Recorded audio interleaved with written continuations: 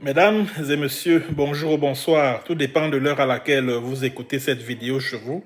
Je m'appelle Michel Biemton, journaliste web camerounais, et merci de faire confiance à cette chaîne YouTube de l'engagement sociopolitique. Bienvenue à cette causerie citoyenne sur l'actualité camerounaise et africaine. Bienvenue à la chronique de MBT, mesdames et messieurs. Alors, mesdames et messieurs, comme vous le savez, Bankui Émile, qui est le commandant de la division de la sécurité militaire au Cameroun, le tonton flingueur, le maître espion du régime criminel et dictatorial de M. Paul Biya, a été admis à faire valoir ses droits à la retraite. Ça veut dire qu'à partir du mois d'avril de l'année 2023, c'est-à-dire l'année prochaine, il devra céder son fauteuil à son successeur, si je puis ainsi m'exprimer. Alors, depuis lors de ce qui me parvient comme information, Bankui ne cesse de maudire les Ekambeti. Bankui Émile, ainsi donc tu maudis les Ekambeti. Aujourd'hui que Paul Biya t'a envoyé en retraite, c'est-à-dire qu'il a signé un décret, je crois que c'était le 7 juin dernier, il a signé un décret qui t'a envoyé en retraite. Aujourd'hui, tu te mets à vomir les Ekambeti, à estimer que non, vraiment, ils ont gâté le pays, la sécurité est devenue n'importe quoi, les frontières du Cameroun sont devenues une passoire, vraiment, les Ekambeti ont gâté ce pays, etc. Ah, tiens.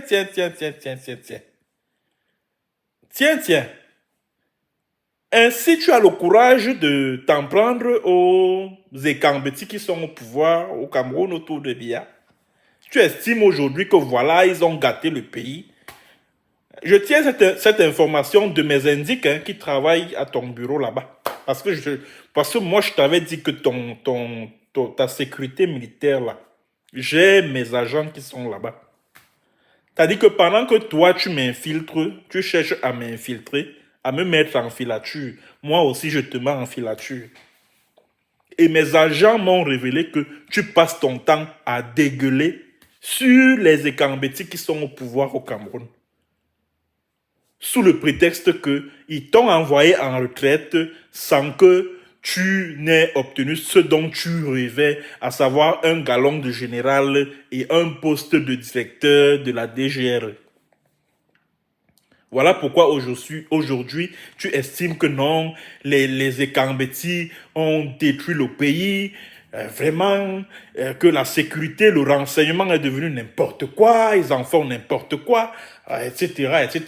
Le Cameroun est devenu une passoire, les frontières du Cameroun sont devenues tellement poreuses, les Ekambeti sont des paresseux, etc., etc. Tu as eu à le dire un jour, et l'information m'est parvenue.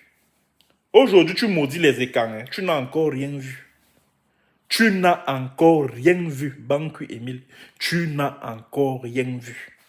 Je t'avais prévenu, non? Je t'avais prévenu que le jour où tu m'as pris, tu m'as jeté en prison, ainsi commençait ta descente aux enfers. Je te l'avais dit. Je te l'avais dit. Je te l'avais dit. Mais tu t'attendais à quoi? Tu penses que ces Ekambeti dont tu parles, et je me réjouis d'ailleurs que tu reconnaisses que c'est Essingan qui dirige le Cameroun. Parce que quand tu dis oui, les Ekambeti, c'est de cet Essingan dont je parle ici tous les jours. Donc tu fais allusion à Essingan. Et c'est Essingan qui t'a envoyé en retraite, sans que tu n'aies été nommé directeur de la DGR, sans que tu ne sois passé au grade de général. C'est Essingan qui t'a foutu dans la merde. Tu as rendu tous ces services. Tu as tué les gens. Tu as formé des milices en zone anglophone. Hein, tu as coulé le sang. Les Florence Ayafort, les Comfort Thomasan, les jeunes filles anglophones que tu passais ton temps à faire égorger là-bas. Hein? Tu as rendu tous ces bons et loyaux services-là. Tu as infiltré le mouvement indépendantiste anglophone. Tu as assassiné des gens en désordre. Juste parce que tu voulais rendre service à Essingan. Voilà donc Essingan qui t'a envoyé en retraite. Voilà Essingan qui t'a envoyé en retraite. C'est tout simplement parce que tu n'as pas pu faire ce qu'on appelle décoder Biya. Il y a un journaliste français qui s'appelle François Mattei. Il avait écrit un livre appelé Le Code Biya. Le Code Biya. Et le code avec Biya, c'est quoi? C'est la loi de l'Omerta. Puisque Biya, c'est un chef de la... Il fonctionne comme le chef d'une mafia. Et la règle principale dans une mafia, c'est le silence. Or, dans tout ce que tu as eu à faire, tu t'as dit que tu as posé des actes de telle sorte que le monde entier soit au courant que non, tu as fait ci, tu as fait ça. Et c'est ça qui t'a coulé. Notamment concernant mon affaire. Quand tu me prends, tu me jettes en prison. Tu te dis que non, le monde entier, bon, comme tu passes ton temps à m'insulter, à dire que je suis un va-nu-pied, etc. Vraiment, un type qui ne vaut rien. Hein, mais les médias passent leur temps, machin. Tu dis que, mais comment les médias peuvent s'attarder sur un type qui ne vaut rien, un va-nu-pied? Quand tu me jettes en prison le 23 octobre 2018, tu te dis que non, la presse nationale et internationale vraiment n'en fera pas cas, hein, vraiment, puisque c'est une quantité très très négligeable. Bon, c'est un va-nu-pied, il ne vaut rien. Toi-même, tu as vu tout le tollé que cela a suscité. Toi-même, tu as vu les médias internationaux, les agences de presse internationales qui ont parlé de mon affaire. C'est à partir de cet instant-là que tes problèmes ont commencé. À partir de cet instant-là. À partir de cet instant. Et je suis sûr qu'au fond de toi-même, tu ne vas jamais oublier Michel Biemton que je suis.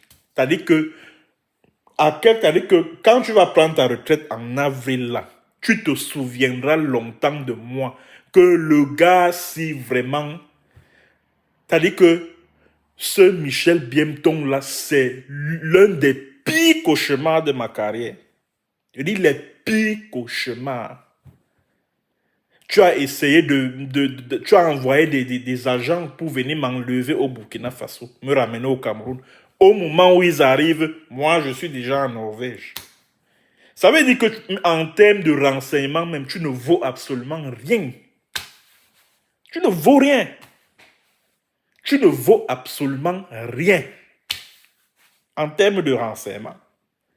Pourtant, quelqu'un à ta place, qu'est-ce qu'il aurait fait? Il aurait cherché, et je l'avais dit dans une de mes chroniques ici, il aurait cherché à collaborer avec moi. Parce que quand tu envoies un journaliste de surcroît en prison, tu en fais un héros. Banku Emile, tu sais ce qui a emporté l'ancien directeur de la DGRE au Belabout, celui qui était là avant Eko Maxime. C'était l'affaire Bibingota. Or, si ce 23 octobre 2018, tu t'étais souvenu de l'affaire Bibingota, tu n'allais jamais aller jusqu'à me jeter en prison. Tu n'allais jamais le faire. Jamais. Tu n'allais jamais oser le faire parce que ça allait se retourner contre toi. Et justement, le fait de m'avoir jeté en prison au Cameroun s'est retourné contre toi. Parce que tu as fabriqué un ennemi qui a juré de te nuire. Et voilà les conséquences aujourd'hui. Tu penses que je suis l'une des causes de ton départ à la retraite. Hein? Est-ce que tu le sais? Le sais-tu? Es-tu au courant de ça? Que moi, là, toutes les dénonciations que je faisais sur toi, là, tes ennemis au sein du régime des Ekambeti dont tu parlais là, se sont saisis de ça pour aller dire à Biya que, oh, comme tu vois là, il a fait ceci, il a fait cela, ah, il a escroqué des Canadiens, machin, chouette. Voilà comment on t'a foutu dans le ndem. Et en plus de cela, tu n'as pas su tirer les leçons de ce qui est arrivé à Foshive, par exemple. Foshive a, quand tu dis là que oh, j'ai versé le sang et tout, j'ai tué pour les Kambeti, Foshive a fait 1000 fois ce que tu prétends avoir fait là. Il est fini comment? Foshive est fini comment? Quand Biya chasse Foshive, après les événements du 6 avril 1984, il rentre dans son village là-bas, à Fumban. Il dit que Foshive n'avait qu'un seul pantalon. C'est-à-dire qu'il n'avait plus qu'une seule veste, une vieille veste et un vieux pantalon. C'est-à-dire que quand Paul Biya le rappelle là, en 83, en 88 ou en 89, pour redevenir patron du Sénat, il n'avait que le pantalon, un pantalon troué avec une veste, je sais pas moi, de l'an, je ne sais pas, 1800 combien. C'est Paul Biya qui lui a dit que, écoute, prends, il lui a donné l'argent, que prends, voici l'argent, va refaire ta garde-robe.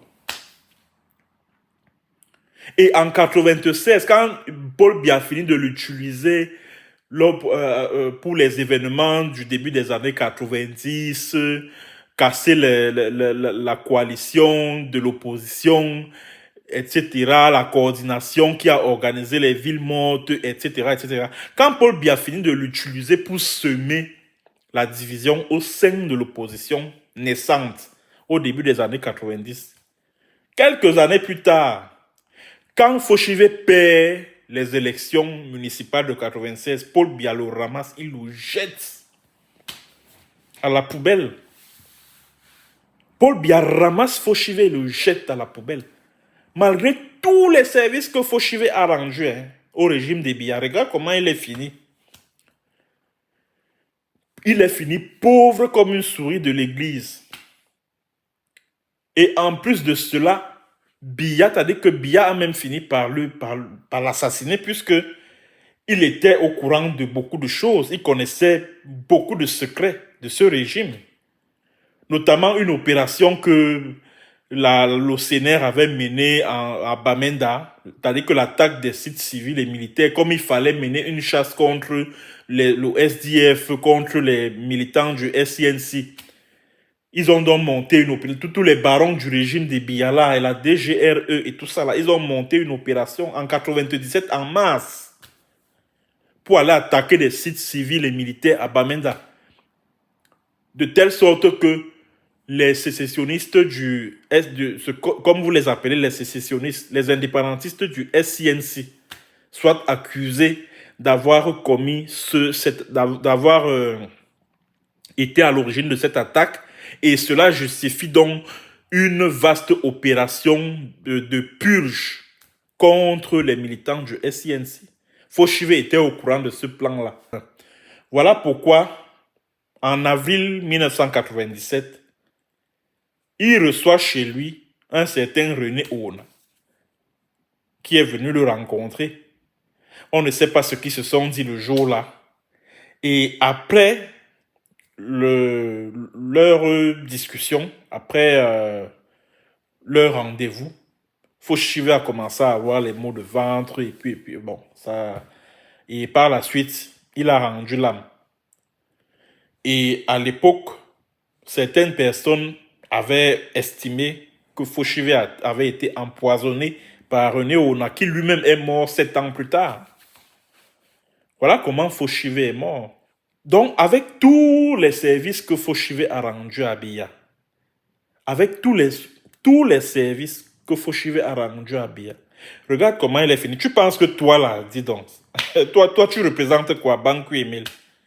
Tu représentes quoi? Tu représentes quoi? Rien du tout. Rien. Tu n'as pas compris que ces gens-là, que tu appelles les Ekambeti, là, c'est des ingrats notoires. Tu n'as pas compris ça. Tu n'as pas compris. C'est des gens qui ne savent pas ce que c'est que la gratitude. C'est des gens qui ne savent pas ce que c'est que la gratitude. Aujourd'hui, tu as contre toi tous ces gens-là, que ce soit Frank Bia, que ce soit Vondo Ayolo, que ce soit peut-être que tu as fini par à être en bon terme avec lui ces derniers temps, peut-être. Et le contre-amiral Fouda, avec qui tu as également des problèmes. Quand tu as des gens comme ça sur ton dos, tu comptes sur quoi, Banku Emile? Tu comptes sur quoi? Tu comptes sur quoi? Tu comptes sur quoi? Il faut continuer à insulter les écans. Tu dis que les écambétis ont gâté le pays. Tu n'as encore rien vu. Tu n'as encore rien vu. Banku Emile, tu n'as encore rien vu. Tu n'as encore rien vu. Le jour, moi je t'ai toujours dit, le jour où tu m'as pris là, tu m'as jeté en prison au Cameroun, c'était le début de ta descente aux enfers. Te voilà aujourd'hui, tu es en train de, comme on dit au Cameroun là, tu es en train de lire l'heure. Tu es en train de lire l'heure. Aujourd'hui, tu dégueules, tu vomis sur les écambétis. Tu n'as encore rien vu. Tu n'as encore rien vu. Rien. Je ne sais même pas ce que deviennent tes affaires au niveau de l'Est, là où tu exploitais de l'or, du diamant, des pierres précieuses et tout ça là. Je ne sais pas ce que devient ton business là. Peut-être que c'est ça qui va te permettre de vivre de ta retraite. Et les stations-service que tu as construites un peu partout là à Yaoundé, en Colbison, ça c'est celle que moi je connais le plus. La station-service aux couleurs jaune-verte là, c'est elle que je connais le mieux. Et j'aurais appris que tu as pas mal de stations-service là à Yaoundé. Ouais. Tu as investi également dans l'immobilier. Peut-être que c'est de ça que tu vas vivre pendant ta retraite. Mais sinon, oublie le poste de directeur de la DGR, oublie le grade des généraux. Tu n'auras jamais, tu ne seras ni l'un ni l'autre. Ni général, ni patron de la DGR. Oublie ça. Oublie. Oublie. Alors, c'était donc mon coup de gueule en direction du colonel Joël-Émile Banqui, qui est encore le commandant de la division de la sécurité militaire. Merci à tous ceux qui étaient nombreux à écouter cette chronique sur fond de coup de gueule. N'oubliez pas de vous abonner massivement à cette chaîne YouTube. Nous sommes déjà 18 000 abonnés, c'est pas mal. J'aimerais que d'ici la fin d'année, que nous franchissions le cap de 20 000 abonnés. Merci d'avoir été des nôtres et à très bientôt pour une autre séance et sur un autre thème. Bonjour, bonsoir.